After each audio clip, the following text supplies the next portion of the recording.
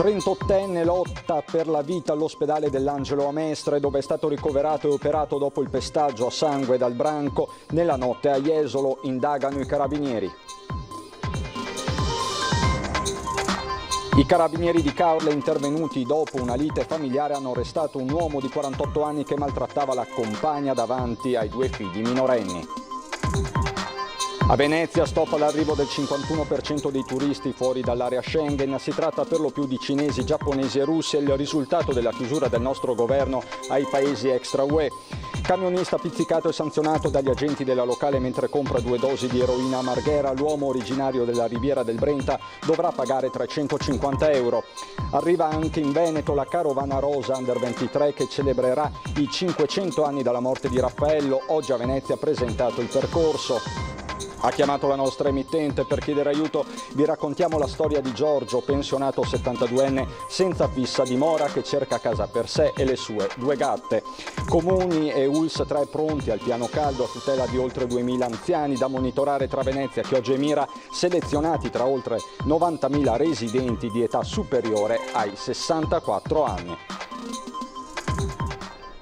Bentrovati, buonasera telespettatori di Antenna 3. È la cronaca ad aprire questa sera l'edizione veneziana dei nostri telegiornali. Andiamo a Jesolo per un altro violentissimo fatto di cronaca. Un 38enne è stato pestato a sangue nella notte, si trova ricoverato in gravissime condizioni, rischia addirittura la vita. A distanza di poco tempo dalla maxi rissa che ha visto coinvolti 30 ragazzi poco più che maggiorenni a Jesolo, si è verificato un altro episodio di violenza. Un 38enne tunisino è stato picchiato a sangue, preso a calci e pugni anche quando ormai era a terra svenuto e ora è ricoverato in gravi condizioni nel reparto di rianimazione dell'ospedale di Mestre, lottando tra la vita e la morte. Dovrà essere sottoposto a un delicato intervento chirurgico per un grave trauma cranico.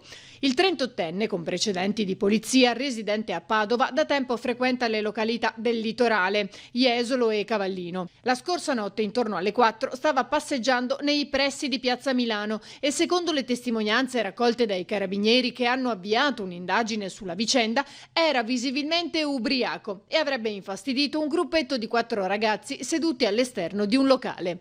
Alcuni presenti sostengono che avrebbe anche lanciato degli oggetti. I giovani, dopo un diverbio, si sarebbero messi all'inseguimento, riuscendo a fermare il 38enne a circa 20 metri di distanza, per poi aggredirlo e fuggire. A quel punto l'uomo è stato soccorso da un'ambulanza e accompagnato all'ospedale. Le indagini dei militari si stanno concentrando sull'analisi delle immagini registrate dalle telecamere di videosorveglianza, oltre che sulle testimonianze per identificare gli aggressori, che secondo le prime verifiche sarebbero italiani. Rischiano una denuncia per lesioni gravissime, ma la loro posizione potrebbe peggiorare in tentato omicidio o diventare ancora più grave in base all'evoluzione del quadro clinico della vittima.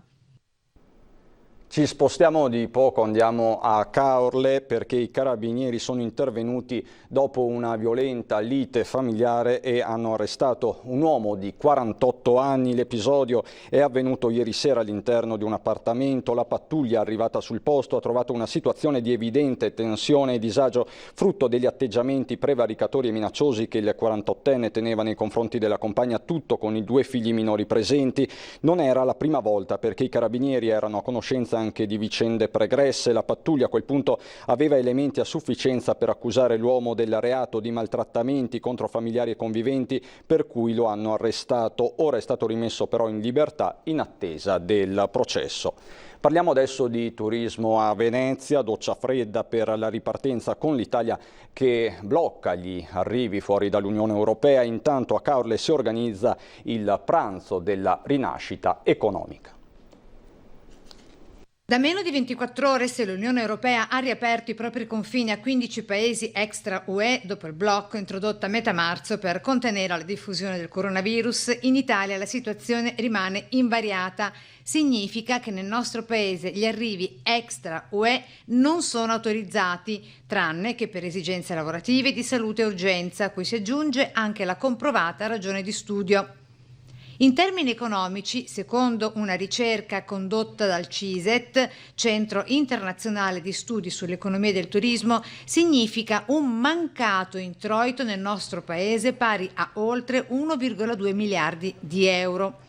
I turisti dalla spesa facile, in quanto incentivati dalla minor tassazione sui prodotti di lusso, erano per lo più proprio i cinesi, seguiti da giapponesi, indiani e russi, tra le nazionalità facenti parte del 51% dei turisti fuori dall'area Schengen che hanno visitato Venezia nel biennio pre-Covid appena trascorso e che da qui amava spostarsi lungo il nostro litorale. Ed è proprio da Caorle che decolla una delle ultime iniziative a richiamare i turisti, specie austriaci e dell'est, ma anche inglesi e olandesi, con il pranzo della rinascita. Sta andando molto meglio del previsto perché i turisti stanno arrivando, si stanno inondando di telefonate e di mail, quindi insomma i presupposti sono per una stagione che può cambiare rispetto ai tristi presagi che avevamo solo fino a un mese fa. Chi sono i turisti che sono arrivati, italiani o anche stranieri? Il 90% per ora sono i turisti italiani a farla da padroni, soprattutto i veneti intanto, però si stanno muovendo anche i tedeschi, per dire che il primo ospite del 2020 è stato un cliente tedesco. Il progetto di attività ricettive con i piedi sulla sabbia e gli occhi sul mare tra cucina tipica in raffinati chioschi disseminati lungo l'arenile di Caorle Spiaggia, posizionata sorprendentemente, secondo l'ultimo rilevamento Istat 2018, al 10° posto in classifica tra le località più visitate d'Italia, con Cavallino Treporti. Vista la vicinanza, torna Venezia al 3° posto in classifica, notoriamente polo di grande interesse e attrattiva turistica.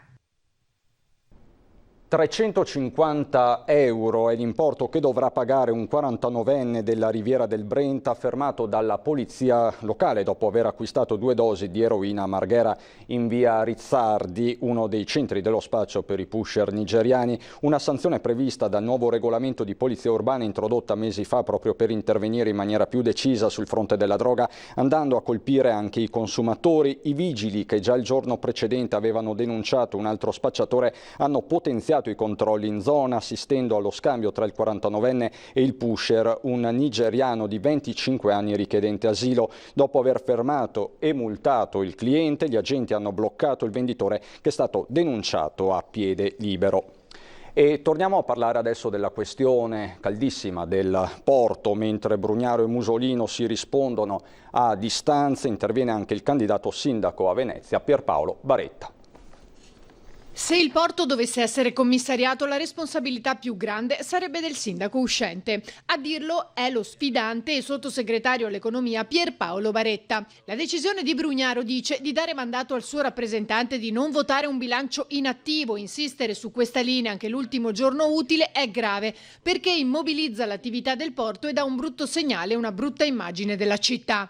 I mercati, continua, e gli investitori si chiedono quali siano le vere intenzioni sulla ripartenza, se il comune ferma una così rilevante attività economica del proprio territorio. Le motivazioni del sindaco uscente non convincono e infine ribatte Baretta sulla questione grandi navi e ipotesi di porto offshore. Brugnaro si è cimentato anche in un solo stonato sul porto d'Altura, ridicolizzandolo. Dica chiaro cosa vuole fare con i container che in laguna non entreranno mai. Rinunciarci? Insomma, ci vuole chiarezza. Le domande aumentano, le risposte scarseggiano, conclude Baretta. Ma ci sono anche le buone notizie, perché arriverà in Veneto la carovana del Giro d'Italia Under 23.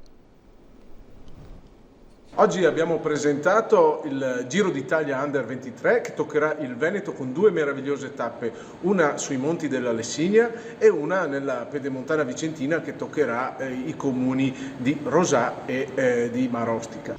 Arriva anche in Veneto la carovana rosa Under 23, si parte il 29 agosto per terminare al 5 di settembre, 8 tappe che toccheranno Marche, Emilia Romagna, Veneto appunto e Lombardia.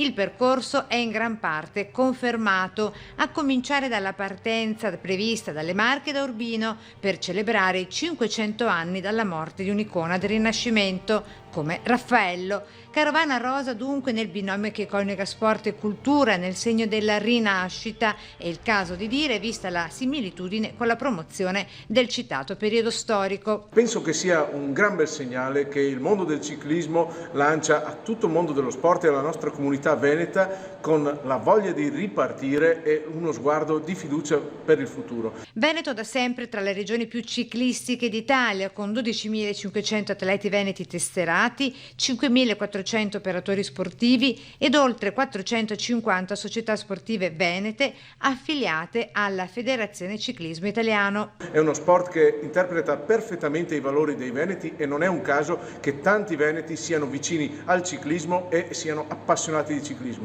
Tra le principali novità, la maglia bianca al leader della classifica dei giovani, firmata Aido. Quindi viva il ciclismo, viva lo sport e soprattutto viva il Veneto.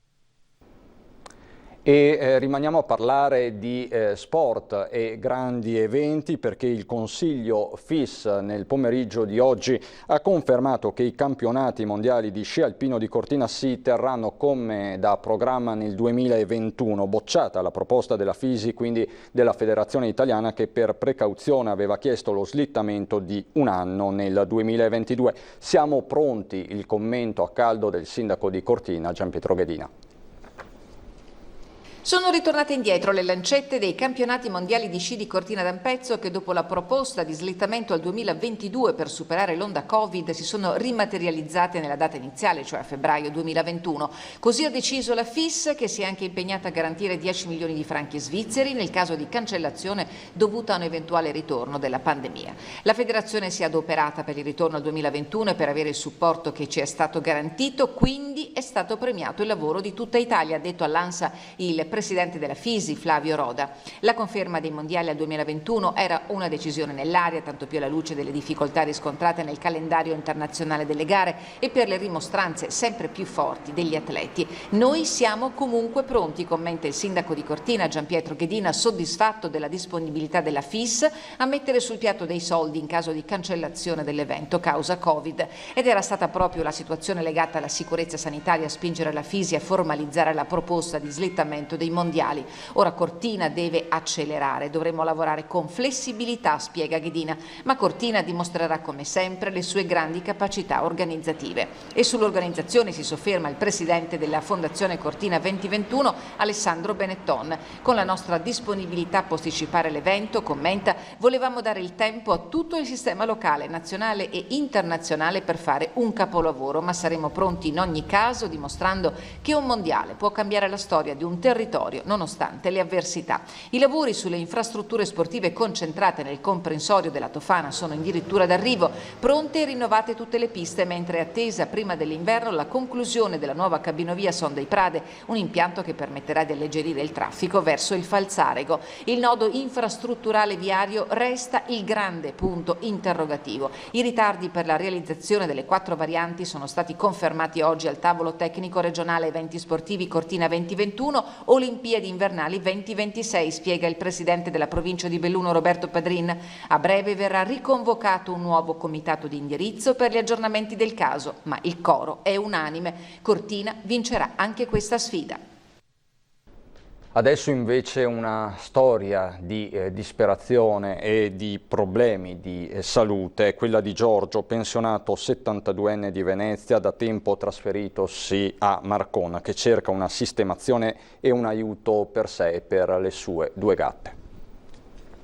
Signor Giorgio, qual è la sua storia? Lei da quanti anni vive in macchina? Non in macchina, dove capita un po' di qua, un po' di là, anche in macchina, ormai da 3 anni e mezzo, non che faccio più. Quanti anni ha lei? 72. Questa di Giorgio, pensionato 72enne, è una delle tante storie normalmente tristemente vissute dietro i riflettori e che invece ora è venuta allo scoperto per cercare riparo e risposte. 600 euro di pensione, poco più di 1000 in conto corrente. Nato a Venezia di San Rocco, di lui si erano inizialmente interessati sia il Comune di Venezia con l'assessorato al sociale, sia quello di Marcon con il Primo Cittadino, visto che da tempo si era trasferito lì. Ma sfortunatamente da entrambe le parti non ha ottenuto alcun aiuto concreto, dice, né per un lavoretto né per una casa regolare. Non mi è stata fatta nessuna proposta. Io ho fatto proposte di aiuto, ho sempre rifiutate. Io ho chiesto 100 volte di dire anche associazione di volontariato per guadagnarmi 100-200 euro al mese per non essere peso e mi è sempre stato detto no, sono sempre stato ignorato. Mi sono offerto per i drogati, quello che c'è, via Tronca, non lo so, non ero adatto. Mi sono offerto per altre cose, non sono adatto. Ho un diploma della ragioneria, un diploma in analisi chimica, ho mezzo laurea in scienze politiche, ho scritto 3 libri. Non che di essere un coglione, eppure non sono dato a niente. Giorgio è pure fortemente malato e con comprovati e gravi problemi di salute. Ho fatto l'attacco, ho fatto una eco, un'altra eco, ho fatto l'attacco lunedì, sto aspettando l'esito. Ho visto il dottore mezz'ora fa e mi ha detto che sto rischiando un ittero o una peritonite. Al primo segnale corro in ospedale o chiamare l'ambulanza e non muovermi. Quindi ho anche dei problemi di salute immediati. Questa è l'auto dove vive con le sue 2 amiche, è ora utilizzata come dispensa del cibo appena ritirato dagli aiuti solidali. Al momento sono diversi gli alloggi liberi disponibili al Pertini di Mestre per emergenza abitativa. Giorgio chiede anche soltanto una roulotte dismessa dalla uomini della protezione civile per viverci con le sue 2 gattine. Il suo rinnovato appello al sindaco della città metropolitana e al Primo Cittadino di Marcon. Chiedo al signor Romanello, sindaco di Marcon, e al sindaco della città metropolitana di mettersi una mano sul cuore e di aiutarmi a darmi un alloggio dove dormire almeno per un po' di tempo. Ondate di calore, saranno 2218 gli anziani fragili monitorati dall'ULSS 3 durante l'estate tra Venezia, Chioggia e Mira. Arriva il caldo, arriva l'estate e c'è bisogno da parte dell'amministrazione comunale, del mondo del sociale coinvolto, di monitorare, stare vicino alle persone anziane a rischio che con queste temperature possono vedere peggiorare o acuire alcuni problemi legati al loro stato di salute. Sia il Comune di Venezia che l'ULSS 3 Serenissima sono pronti a far fronte alle ondate di calore. L'azienda sanitaria ha individuato 2218 anziani fragili da monitorare tra Venezia, Chioggia e Mira. 132 sono uomini, 2086 donne, selezionati all'interno di una popolazione suscettibile di 92.900 residenti di età superiore ai 64 anni. A prendersene carico nel quadro del piano emergenza caldo di quest'anno, attivo 24 ore su 24, 7 giorni la settimana, sono i distretti sociosanitari, le guardie mediche, i medici di base, le associazioni di volontariato, la rete assistenziale dei comuni. Monitoraggio, sorveglianza attiva, visite, telefonate, soprattutto per chi tra questi soggetti vive solo, senza telesoccorso, senza una badante o dei figli pronti ad assisterlo, anche in un momento in cui sono cambiate le regole rispetto al passato. Ecco, questo è stato un po' particolare rispetto agli altri anni. Ogni anno mettevamo a disposizione delle sedi climatizzate al cui interno gli anziani potevano in qualche modo passare qualche ora al fresco, in compagnia e stare insieme. In questo momento non è possibile fare come gli altri anni, dovremo fare introdurre delle modifiche, ecco, ma potenzieremo moltissimo la parte di assistenza e di monitoraggio delle persone a casa. Ecco, in particolare laddove ci sono sintomi di solitudine, persone prive di rete familiare o prive di vicini che possono stare in qualche modo attente alla loro situazione. Gli over 64 residenti sul territorio sono stati suddivisi nelle 4 fasce di rischio: bassa, intermedia, alta, molto alta. I fattori che possono determinare il rischio di patologie da ondate di calore sono l'età avanzata, il sesso, le donne corrono maggiori rischi, lo stato di salute e lo stato di solitudine. Presentate questa mattina a Ca' Farsetti le iniziative che terranno banco in questa estate 2020. Da Venezia, isole comprese, alla terraferma. Dopo questi mesi di timore, il Comune ha deciso di pensare alle iniziative estive per rendere piacevoli i prossimi mesi a chi non andrà in vacanza. Abbiamo più di 170 eventi diffusi nel territorio che si articolano fra cinemoving, teatro, sport e sagre e quant'altro. È stato uno sforzo sicuramente importante da parte della città ripartire in questa maniera, rilanciare attraverso la cultura la voglia di stare insieme, di passare le serate in compagnia e di trovare anche uno svago per quanto riguarda coloro i quali non potranno andare in ferie. Spazio al teatro nelle piazze, allo sport, alla musica. Il cinema all'aperto continua a crescere con il numero di proiezioni nel territorio comunale che raddoppierà rispetto allo scorso anno. Confermato in agosto il cinema sotto le stelle in Piazza Mercato a Marghera e l'appuntamento a San Polo con 18 serate in tutto, mentre proseguirà fino all'8 luglio il Bike-in al Parco Catene. Importante il contributo delle numerose associazioni del territorio. Io credo che questo sia un segnale importante di ripartenza. Io credo che anche questa volta i cittadini abbiano fatto sì che la sussidiarietà sia uno degli assi portanti di questa consigliatura. Gettare il cuore oltre l'ostacolo per ritornare a vivere la nostra città e riprenderci i nostri spazi, sempre con attenzione alla sicurezza. Da Venezia e provincia è tutto anche per questa sera, vi ringrazio per l'attenzione, ci sono le previsioni del tempo, buona serata.